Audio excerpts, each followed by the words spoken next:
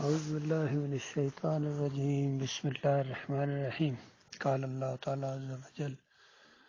لہو دعوت الحق لہو دعوت الحق، یعنی اسی کو پکارنا حق ہے، اللہ تعالیٰ کو پکارنا حق ہے۔ دیکھیے، جب عبادت کا معاملہ ہو، پکار کا معاملہ ہو، رکوع کا معاملہ ہو، سجدے کا معاملہ ہو، تو اسم نہ بھی ہو تو وہ جو ضمیر ہوتی ہے، لہو کی ضمیر، وہ اللہ کی طرف ہوتی ہے، وہ کسی اور کی طرف ہو ہی نہیں سکتی، کیونکہ اللہ کے علاوہ کوئی معبود نہیں ہے۔ اور اس کے علاوہ جتنی پکاریں لگائی جا رہی ہیں یا اس سے پہلے لگائی گئی ہیں یا لگائی جائیں گی، لسٹ نہیں بتائے گی، بس ایک عام اصولی بات کہہ دی گئی کہ اس اللہ کے علاوہ جن کو یہ پکارتے ہیں، چاہے وہ مشرکین مکہ ہوں، یا ابراہیم اگسنی کہتے تھے، یا اسماعیل اگسنی کہتے تھے، لات منات حبل کو پکارتے تھے، نوح علیہ السلام کی قوم 5 اولیاء اللہ کو پکارتی تھی، ود، سوا، یوس، یوک اور نصر کو، یا آج کے یہ مشرکین ہوں جو پکار رہے ہیں یا علی مدد، یا رسول اللہ مدد، یا غوث المدد، اس طرح کی جو پکاریں لگائی جا رہی ہیں، یا حسین مدد، یا عباس مدد، یا فاطمہ مدد، اس طرح کی پکاریں لگائی جا رہی ہیں، یہ خالص باطل پکاریں ہیں، یہ مشرکانہ پکاریں ہیں، یہ اللہ کی پکار کے مقابلے میں پکاریں ہیں۔ جس طرح اللہ تعالیٰ نے کہا کہ لبیک اللہم لبیک کہو، میرے بندو جب حاضر ہو میری بارگاہ میں تو اس طرح مجھے پکار پکار کر کہو، لبیک یا اللہ لبیک، یعنی اے اللہ ہم حاضر ہیں، ہم حاضر ہیں۔ بالکل اس پکار کے مقابلے میں یہ پکاریں ہیں، حق بہو، بے شک بہو، بری بری، کرو کھری، اور یا داتا،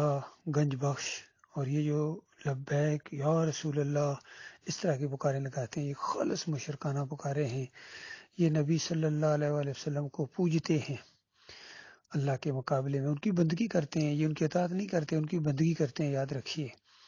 اور اللہ تعالیٰ نے قرآن میں بیان فرمایا کہ آج جن نیک لوگوں کی بندگی تم کر رہے ہو مشرکو، آنے دو قیامت کا دن، کانوا لہم آدھا وکانوا بعباداتہم کافرین، اس طرح وَإِذَا حُشِرَ النَّاسُ كَانُوا لَهُمْ أَعْدَاءَ، کہ جب حشر کا دن آئے گا تو یہ ان کے دشمن بن جائیں گے۔ آج تو یہ کہہ رہے ہیں کہ ہم نبی علیہ السلام جب آئیں گے تو ہم کھڑے ہو کے نعرے لگائیں گے، وہاں اس وقت بھی نعرے لگائیں گے۔ انہوں نے ہوش ہی نہیں ہے کہ یہ دنیا میں چونکہ امتحان کا معاملہ ہے، یہاں تم ان کی جب نعرے لگاتے ہو، پکارتے ہو، دیکھیں مسجدوں کے اندر، ان کی ہر تقریروں کے اندر اسی طرح کے نعرے ہوتے ہیں۔ نعرہ تکبیر بھی پہلے کہتے ہیں، نعرہ تکبیر اللہ اکبر، وہ ذرا کم جوش میں ہوتا ہے، اس کے بعد نعرہ رسالت، اس طرح یا رسول اللہ، پھر کہتے ہیں نعرہ حیدری یا علی، اس طرح پکارتے ہیں۔ حالانکہ نعرہ رسالت بھی یا اللہ مدد تھا، کیونکہ رسول اللہ صلی اللہ علیہ وسلم کو کہا گیا قل انما ادعو ربی ولا اشرک بہ احدا، ان مشرکوں کو کہو کہ میں تو اپنے رب کو پکارتا ہوں۔ نعرہ رسالت اللہ کو پکارنا ہے، اللہ کو پکارتا ہوں، مشرکوں میں نہیں پکارتا ہوں یا ابراہیم کس نے۔ اسی طرح علی رضی اللہ عنہ کا نعرہ بھی اللہ کو پکارنا تھا، وہ اللہ مدد یا اللہ مدد کہا کرتے تھے، لیکن آج انہوں نے اللہ کے ساتھ یہ دوسروں کو شریک ٹھہرایا ہے، اس ضمیر کو ادھر لے جاتے ہیں۔ بالکل وہاں جا آیا وخروا لہ سجدا، لہو سجدہ، تو وہاں بھی سورہ یوسف کے اندر وہ سارا خاندان اللہ کے سامنے سجدے میں گر گیا، اور جن کا ایمان صحیح نہیں ہوتا ہے وہ اس طرح تفسیر کرتے ہیں کہ سارا خاندان یوسف علیہ السلام کے سامنے سجدے میں گر گیا۔ فضیلت اس طرح یہ نکالنے کی کوشش کرتے ہیں۔ بھائی، جو یوسف علیہ السلام کی فضیلت ہے وہ اللہ تعالیٰ نے ثابت کر دی ہے، اور اسی کے اوپر یوسف علیہ السلام نے اور سارے خاندان نے اللہ کو سجدہ کیا تھا۔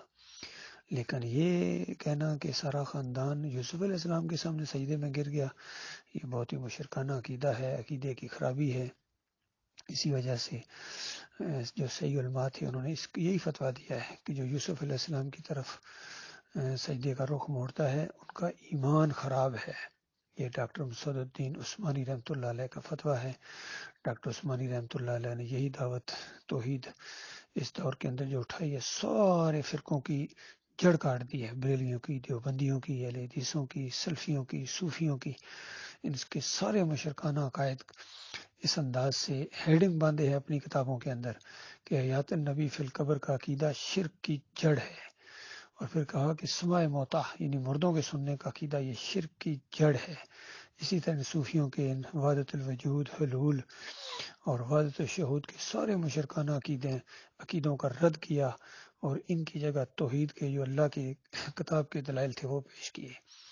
اللہ تعالیٰ ایمان خالص کے اوپر جم جانے کی توفیق عطا فرمائے۔